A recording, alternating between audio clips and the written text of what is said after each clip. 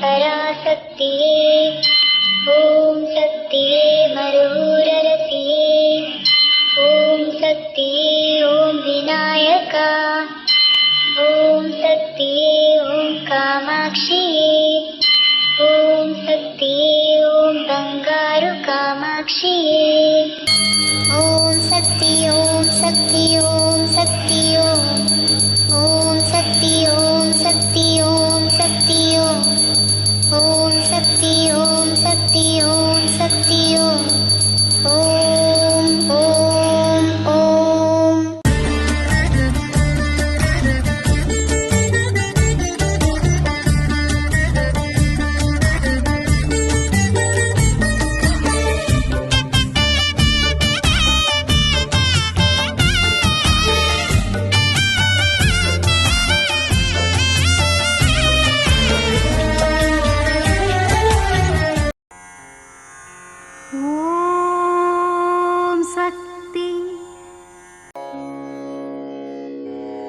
ಓಂ ಶಕ್ತಿ.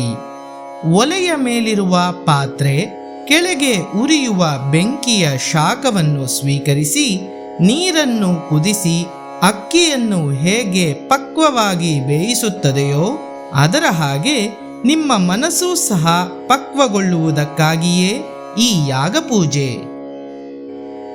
ಇದು ಅಮ್ಮನವರ ದೈವವಾಣಿ.